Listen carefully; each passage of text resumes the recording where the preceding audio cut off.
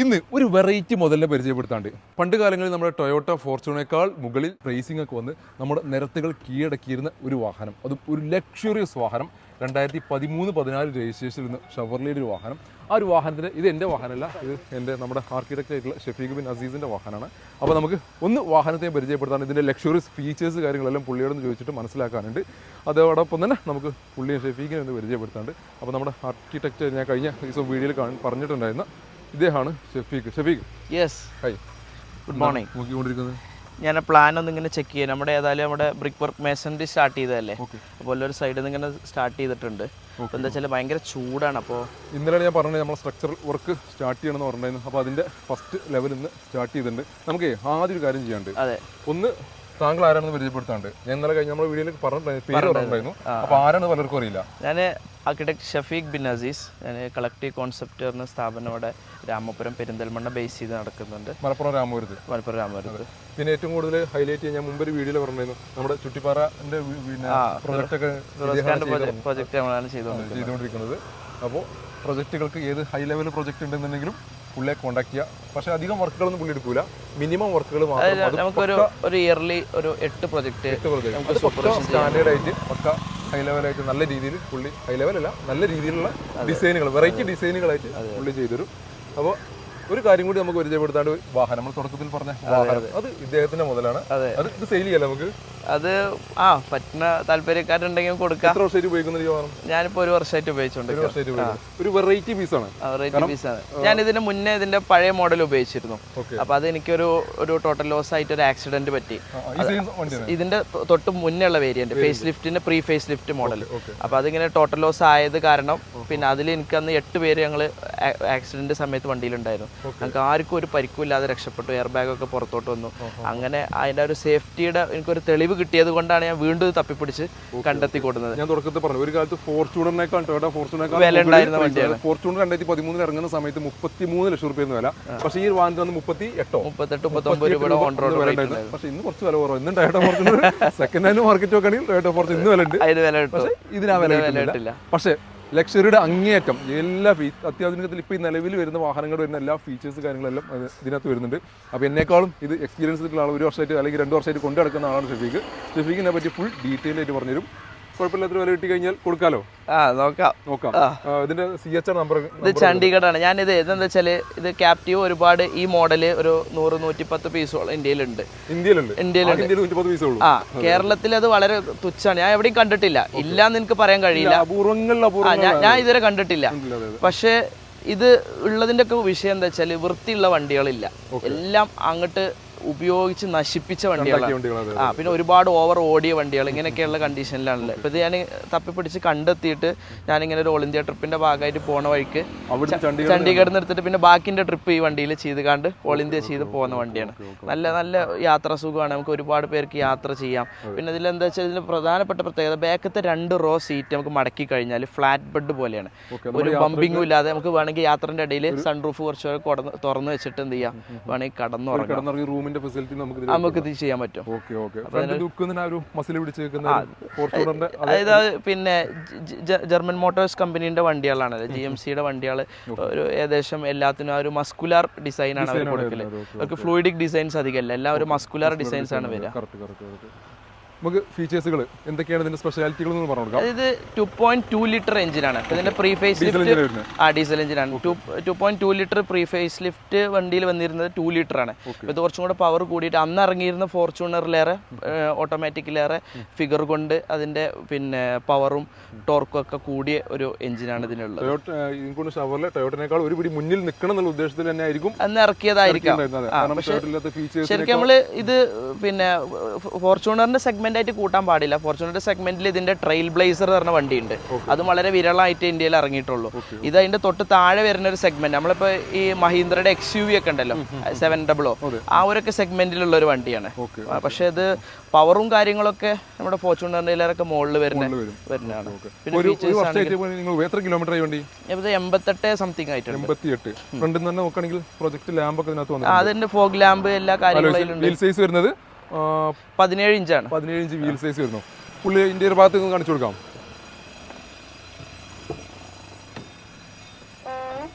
ഇന്റീരിയറിൽ വരുമ്പോഴേ ഇതാണ് ലക്ഷറീസ്.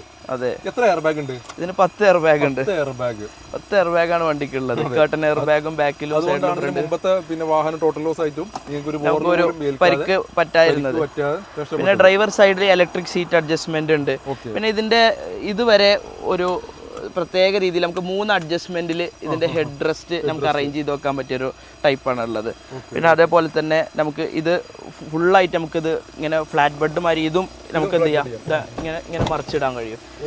അപ്പോൾ ഇത് നമുക്ക് ആ സീറ്റിൽ എന്ത് ചെയ്യാം, കാല് ഇത് മുകളിലേക്ക് വെച്ചിട്ട് അങ്ങനെയും കിടക്കാം. ഇനി അല്ലെങ്കിൽ ഇത് മൊത്തമായിട്ട് നമുക്ക് എന്ത് ചെയ്യാം, കവർ ചെയ്ത് കണ്ട് അങ്ങനെ ഉപയോഗിക്കാം. അങ്ങനെ ഇതൊക്കെ ഒരുപാട് ഫീച്ചേഴ്സ് ഉണ്ട്. പിന്നെ ഇത് പിന്നെ ആഡ് ഓൺ ചെയ്തതാണ് 360 ക്യാമറ കാര്യങ്ങൾ വരുന്നുണ്ട്. ഇവിടെ ഇങ്ങനെ ഒരു സ്റ്റോറേജ് വരുന്നുണ്ട്. സ്റ്റോറേജുകളാണ് സാധാരണഗതിയിൽ ഈ ഒരു ഭാഗം കണ്ടു കഴിഞ്ഞാൽ നമുക്ക് 2 കപ്പ് ഹോൾഡേഴ്സ്, ഒരു കീയുടെ സോക്കറ്റ്. അതെ, പക്ഷേ ഞാൻ ഇവിടെ പുഷ് എന്നുള്ളൊരു ബട്ടൺ കണ്ടു. സാധാരണ ഞാൻ ഒരു വണ്ടിയിലും ഈ ഒരു ഫീച്ചർ കണ്ടില്ല. അപ്പോൾ ഞാൻ ഷെഫീക്കിനോട് ചോദിച്ചത് എന്താ സംഭവം ചോദിച്ച സമയത്താണ് ഇതിങ്ങനെ മാറ്റാം. അപ്പോൾ ഇതിനകത്ത് വലിയൊരു അണ്ടർഗ്രൗണ്ട്, ഇതിനകത്ത് നമുക്ക് എന്തെങ്കിലും ഹൈഡ് ചെയ്ത് ഒളിപ്പിക്കണം പറ്റും. പിന്നെ ഇവിടെ കാലിന്റെ അടിയിലും ഇങ്ങനെ ചെറിയൊരു ട്രേ വരുന്നുണ്ട്. നമ്മൾ കഴിഞ്ഞ ദിവസം വാഗണറിന്റെ വീഡിയോ ട്രേ വരുന്നത്. ഇതിനകത്ത് ഇവിടെ സ്റ്റോറേജ് വരുന്നു. പിന്നെ സൺറൂഫ് ഉണ്ട്. അന്ന് ഫോർച്യൂണറിൽ ഇന്നും ഇല്ല സൺറൂഫ്. പനോരമിക് അല്ലാതെ മാത്രം പനോരമിക് അല്ല, പക്ഷെ അന്നുള്ളതിൽ ഒരു നല്ല നോർമൽ സൺറൂഫ് ആണ്. അതുപോലെ ഒരു ചെറിയൊരു ഡിസ്പ്ലേ ഈ ഭാഗത്ത്, നോർത്ത് ഈസ്റ്റ് വെസ്റ്റിന്റെ ഒരു ഡിസ്പ്ലേ ഭാഗത്ത് വന്നത്. ഷെഫിക്ക് ഇതെന്താ വരുന്നത് ശരിക്കും? അത് നമുക്ക് ഡയറക്ഷൻസ് അറിയാൻ വേണ്ടിയിട്ട്. ഇപ്പം നമ്മളൊരു ഓഫ് റോഡിങ് ചെയ്യാണ്, നമുക്ക് നെറ്റ്വർക്ക് ഒന്നും അവൈലബിൾ അല്ലാത്ത ഒരു സ്ഥലമാണെന്നുണ്ടെങ്കിൽ ശരിക്കും കാണിച്ചു കൊടുക്കട്ടെ. ഇപ്പോൾ ഇതിനകത്ത് സാധാരണ ഇതിൽ നമ്മളെ ഓട്ടോ ക്ലൈമറ്റിന്റെ എസിന്റെ ചെറിയൊരു ഡിസ്പ്ലേ മാത്രമേ സാധാരണ വാഹനങ്ങൾ കാണുള്ളൂ. ഇതിൽ കുറച്ചും കൂടി അഡ്വാൻസ്ഡ് ആയിട്ടുള്ള ടെമ്പറേച്ചർ കാണിക്കുന്നു. അതേപോലെ നോർത്ത് വെസ്റ്റ് ഈസ്റ്റ് ഇതിങ്ങനെ കറങ്ങിക്കൊണ്ടിരിക്കും. അത് നമ്മൾ ചിലപ്പോൾ നോർത്ത് ഡയറക്ഷനിലാണ് വണ്ടി ഇരിക്കുന്നത്, അതുകൊണ്ടാണ് ഇപ്പോൾ നോർത്തിലേക്ക് അത് കാണിക്കുന്നത്. അതിപ്പോൾ നമ്മൾ ഒരു പിന്നെ നമുക്കൊരു റേഞ്ച് ഒന്നും ഇല്ലാത്ത ഏരിയകളിലൂടെ ഓഫ് റോഡിംഗ് ഒക്കെ ചെയ്യുകയാണെങ്കിൽ നമ്മൾ ഏത് ഡയറക്ഷനിലാണ് ഇപ്പോൾ വണ്ടി ലീഡ് ചെയ്തുകൊണ്ടിരിക്കണം എന്നുള്ളത് നമുക്കൊരു ഇൻഫർമേഷൻ കിട്ടും. പിന്നെ നമുക്ക് ട്രാക്ഷൻ കൺട്രോൾ ഓഫ് ചെയ്ത് കണ്ട് ഇപ്പോൾ എന്തെങ്കിലും ഡോണറ്റ് അടിക്കാനോ റൗണ്ട് ചെയ്യാനോ അങ്ങനെ എന്തെങ്കിലും ചെയ്യാനുണ്ടെങ്കിൽ ഇത് ഓഫ് ചെയ്യാനുള്ള സൗകര്യമുണ്ട്. പിന്നെ ഹിൽ ഡിസെൻറ്റ് കൺട്രോൾ ഉണ്ട്. ഹിൽ ഡിസെൻറ്റ് കണ്ട് നമുക്ക് കുത്തൻ ഒന്നായിട്ട് ഇറങ്ങി വരികയാണെങ്കിൽ ഇതിൽ നമുക്ക് കണക്ട് ചെയ്ത് കഴിഞ്ഞാൽ നമുക്കൊരു ചെറിയൊരു എൻജിൻ ബ്രേക്ക് പോലെ ഒരു ചെറിയൊരു സംഭവം അതിൽ കിട്ടും.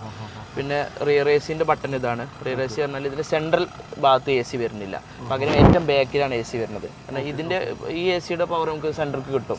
പിന്നെ ബാക്കിലത്തെ റോയിലാണ് നമുക്ക് 6 7 സീറ്റിനാണ് ആ എ സി വരുന്നത്. ഇതിൻ്റെ സ്വിച്ചാണ് അത് വരുന്നത്. പിന്നെ ക്രൂസ് കൺട്രോൾ വരുന്നുണ്ട്. വരുന്നുണ്ട്. പിന്നെ അതേപോലെ മിറർ അഡ്ജസ്റ്റ്മെന്റ്, ഹെഡ്ലൈറ്റ് അഡ്ജസ്റ്റ്മെന്റ്, അങ്ങനെ എല്ലാവിധ ഫീച്ചേഴ്സും. ഏറ്റവും പറയേണ്ടത് ഇലക്ട്രിക് സീറ്റ് അഡ്ജസ്റ്റ്മെന്റ് അടക്കം വരുന്നുണ്ട്. ആ side passenger side driver side മാത്രം ഇലക്ട്രിക്. പിന്നെ ഇതിൽ ഒരു പ്രത്യേകത എന്താ വെച്ചാൽ ഇപ്പോൾ പൊതുവേ GMCയുടെ വണ്ടികൾക്കൊന്നും മൈലേജ് ഉണ്ടാവില്ല.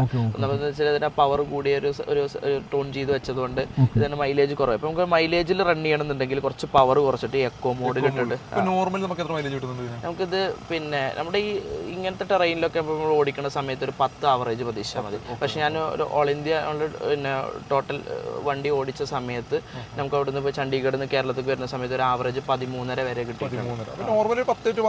ഇതിൽ പ്രത്യേകത എന്താ വെച്ചാൽ നമ്മളൊരു 80 കിലോമീറ്റർ സ്പീഡിന് മുകളിൽ പോകുമ്പോഴാണ് ഇതിന് മൈലേജ് കിട്ടുന്നത്.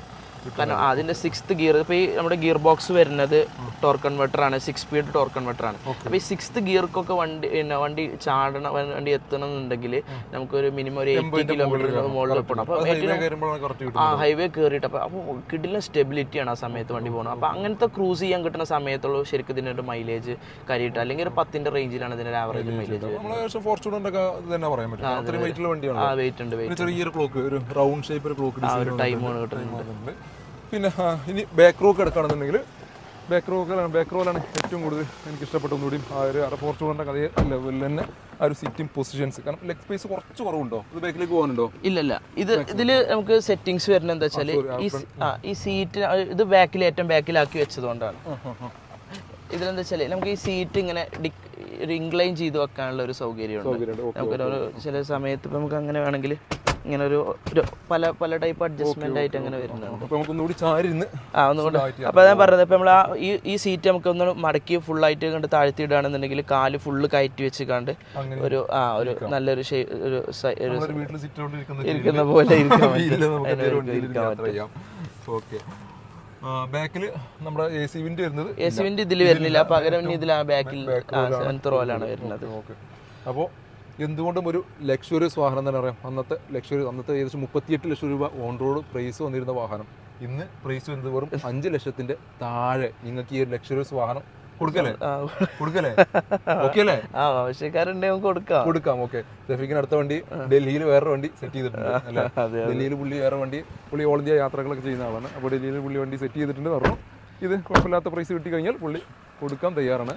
അപ്പോൾ അതും NOC എടുത്ത് തരും നിങ്ങളുടെ പേരിലേക്ക്. ആറ് പേരിലേക്ക് വെച്ചാൽ അവരുടെ പേരിലേക്ക് NOC എടുത്ത് തരും. ഇനി ബാക്കിൽ നീ കാണിക്കണോ? ബാക്ക് പ്രൊഫൈൽ എന്തെങ്കിലും ഉണ്ടോ? എന്തോ ഉണ്ട്. അതെ, ഇങ്ങനെ മടിച്ചു നിൽക്കണം. എന്തോ പറയാണ്ട് ഇതിൽ ഈ ഒരു ബട്ടൺ വരുന്നുണ്ട്.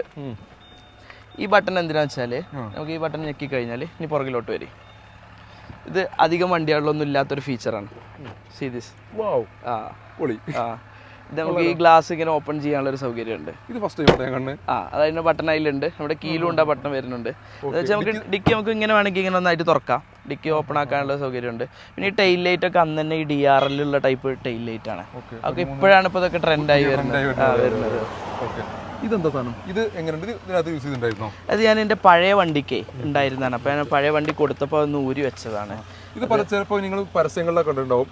ഇത് ഇതിന്റെ പിന്നെ എങ്ങനെയൊക്കെ ഇതിന്റെ പരിപാടി? അതെന്ത് വിഷയം എന്താ വെച്ചാൽ ഇത് ബഫർ എന്നതിന് പറയാറുള്ളത് നമ്മുടെ റിങ്ങിൽ പിന്നെ സ്പ്രിങ്ങിൽ വെക്കുന്നതാണ്. പക്ഷെ ഇതിലെന്താ വെച്ചാൽ ഞാൻ ഇപ്പോൾ ഇത് നിസാൻ സണ്ണി 2 ലക്ഷം കിലോമീറ്റർ ഇത് വെച്ച് ഓടിയതാണ്. 2 ലക്ഷം കിലോമീറ്റർ ഓടിയിട്ട് ഇതുപോലെ ഒരു വാറണ്ടികൾക്ക് 3 ഇയർ വാറണ്ടി ഉണ്ട്. അതുകൊണ്ട് അത് റീപ്ലേസ് ചെയ്തെന്നാണ് ചെറിയ ക്രാക്ക് വന്നപ്പോൾ. ഈ സാധനം ഇത് 2 ലക്ഷം ഓടിയ പിന്നെ പീസാണിത്. 2 ലക്ഷം കിലോമീറ്റർ വണ്ടിമേരുന്ന് ഓടിയതാണ്. വല്ല കംപ്ലൈൻറ്റും ഇതിനുണ്ടോ? വാഷ് ചെയ്താൽ മതി. അതിൻ്റെ ആ ഒരു ഷേപ്പ് റിട്ടേൺ ചെയ്ത് എന്താ വെച്ചാൽ ഒരു പരിധി വിട്ടുകാണ്ട് നമ്മുടെ ഷോക്ക് താഴില്ല. അപ്പോൾ പോയിട്ട് ഇങ്ങനെ ഒന്നായിട്ട് ഹമ്പൊക്കെ ചാടുമ്പോൾ അടിയിൽ പോയി. അതെ, കുറേ ടെക്നിക്ക് വളരെ യൂസ്ഫുൾ ആയിട്ടുള്ള ഒരു പ്രൊഡക്റ്റ് തന്നെയാണ്. ഒരുപാട് പേര് അതിന് നെഗറ്റീവ് പറയുന്നുണ്ട്. എന്താ എനിക്ക് അറിഞ്ഞുകൂടാ. പക്ഷെ എനിക്കത് ടെക്നിക്കലി ഇപ്പൊ പ്രൂവ് ചെയ്യാനൊന്നും എനിക്ക് കഴിയില്ല. പക്ഷെ എന്താ അവിടെ വരുന്നുണ്ട്. 11,000 രൂപ കണ്ട് എനിക്കത് ചെയ്യാൻ ഫോർച്യൂണറായിട്ട് ചെയ്യാൻ കോസ്റ്റ് ഒന്നുണ്ടായിരുന്നത്. അതും 1 മന്ത് എന്താ പറയുക എന്തൊക്കെ ഒരു ഓഫർ ഒക്കെ തരുന്നുണ്ട്. 1 മന്ത് നിങ്ങൾ തിരിച്ചു കൊടുക്കാൻ ഫുൾ എമൗണ്ട് റീഫണ്ട് ചെയ്ത് തരും. സർവീസ് ഫിറ്റ് ചെയ്യാനുള്ള സർവീസ് കോസ്റ്റ് മാത്രമൊക്കെ ചെയ്താൽ മതി എന്നൊക്കെ ഓഫർ ഒക്കെ ഉണ്ടായിരുന്നു. അതിനെപ്പറ്റി പ്രൊമോഷൻ ചെയ്യല്ല, എക്സ്പീരിയൻസ് ഷെയർ ചെയ്തു. കംഫർട്ട് കിട്ടിയത് നല്ല കംഫർട്ട് കിട്ടിയതുകൊണ്ട് നിങ്ങൾക്ക് ഒരു യൂസ്ഫുൾ ആവുമെന്ന് വിചാരിച്ചിട്ടാണ് പറഞ്ഞത്. അപ്പോൾ ഇത്രയാണ് ഈ ഒരു മസിൽ അളിയന്റെ വിശേഷങ്ങൾ. ഫീച്ചേഴ്സിന്റെ കൊട്ടാരം ആയിട്ടുള്ള വാഹനം. ബിൽഡ് ക്വാളിറ്റിയാണ് എനിക്ക് ഇതിൽ ഏറ്റവും ഇഷ്ടപ്പെട്ടത്. ഇതുണ്ടോ ഇതൊക്കെ ഒരു ബലം എന്ന് പറഞ്ഞാൽ നമുക്ക് ഇതിന് കയറി നടക്കാനോ ഞാൻ വാഷ് ചെയ്യാനൊക്കെ മുകളിലൊക്കെ നിന്ന് നമുക്ക് സൺഡേ ഒക്കെ ഒഴിവുള്ള സമയത്തൊക്കെ വണ്ടി കഴുകാനൊക്കെ ഭയങ്കര ഇഷ്ടമാണ്. അല്ലല്ല അപ്പോൾ അതെന്താ വെച്ചാൽ നമുക്ക് അതിന് ബിൽഡ് ക്വാളിറ്റി ഉള്ള വണ്ടിയാണ്. കനാണ്, വെയിറ്റ് ഇതിന്റെ ഒരു ബാലൻസിനെ ബാധിക്കുന്ന ഒരു കേസുമാണ്. വെയിറ്റ് കൂടിയ വണ്ടികളാണ് അറേഞ്ച് ചെയ്ത് തരും. അപ്പോൾ താല്പര്യമുള്ളവരുണ്ടെങ്കിൽ പുള്ളിയെ കോൺടാക്ട് ചെയ്യുന്ന നമ്പർ താഴെ കൊടുക്കുന്നുണ്ട്. ആർക്കെങ്കിലും ഈ ഒരു ലക്ഷറി വാഹനം വാങ്ങാൻ അല്ലെങ്കിൽ ഇത് അന്വേഷിച്ച് നടക്കുന്നവരുണ്ടോ? ചിലപ്പോൾ റയർ പീസ് ആയതുകൊണ്ട് ആർക്കെങ്കിലും ഇന്നെ പോലെ ക്രൈസുള്ള അല്ലെങ്കിൽ ഭ്രാന്തുള്ളവരുണ്ടാവും. അത് ഇതിന്റെ ഭ്രാന്തുള്ളവർ മാത്രമാണ്. പലരും നെഗറ്റീവ് പറയും ഷവർലെ പൂട്ടിപ്പോയ കമ്പനിയാണ്, ഇതാണെന്നൊക്കെ ഒരുപാട് പേരും പറയും. പക്ഷേ ഈ ഒരു വാഹനം അന്വേഷിച്ച് നടക്കുന്നവർ, ഇത് കിട്ടാത്തവർ അന്വേഷിച്ച് നടക്കുന്ന ഒരാളുണ്ടാവും. ആ ആൾക്ക് വേണ്ടിയിട്ടാണ് ഈ വീഡിയോ. അവർ മാത്രം ഈ ഒരു വീഡിയോന്റെ ബാക്കിയുള്ള കാര്യങ്ങൾ കൊടുക്കാനൊക്കെ കമ്പൊന്നുമില്ല. കാരണം അതെന്താ വെച്ചാൽ നമുക്കൊരു യുണീക്ക് പീസാണ്. എനിക്ക് കുറെ പേര് വിളിക്കും ഇങ്ങനെ ഞാൻ പിന്നെ എവിടെയെങ്കിലും പോകുന്ന സമയത്ത് വണ്ടി സൈഡാക്കി ഇറങ്ങാണ്ട് അപ്പോൾ സംസാരിക്കാൻ വേണ്ടിയിട്ട്. അപ്പോൾ ഓൽക്കത് വേറെ എവിടെ ഇല്ലാത്തൊരു വണ്ടി ആയതുകൊണ്ട് ഓൽക്കത് പെട്ടെന്നായിട്ട് എന്ത് ചെയ്യും, ഐഡന്റിഫൈ ചെയ്യാൻ കഴിയും. അപ്പോൾ അതൊക്കെ വലിയൊരു നമുക്കൊരു യുണീക്ക്നെസ് ആണ്. അതൊക്കെയാണ് ഞാൻ കണ്ടിട്ടുള്ള ഒരു പ്രത്യേകത. അപ്പോൾ താല്പര്യമുള്ളവരുണ്ടെങ്കിൽ ഷെഫീഖിനെ കോൺടാക്ട് ചെയ്യുക. അപ്പോൾ പണി സെറ്റല്ലേ? സെറ്റല്ലേ? ഓക്കെ. അപ്പോൾ ഇതും അടിപൊളിയായിട്ട് പുള്ളി ഡിസൈനും കാര്യങ്ങളൊക്കെ സെറ്റ് ചെയ്തിട്ടുണ്ട്. വീടുപരമായിട്ടുള്ള വർക്കുകൾ എന്തെങ്കിലും ഉണ്ട് എന്നുണ്ടെങ്കിൽ, ഡിസൈനൊക്കെ ചെയ്യണമെന്നുണ്ടെങ്കിൽ പുള്ളിയെ കോൺടാക്ട് ചെയ്യാം. അപ്പോൾ താങ്ക് യു.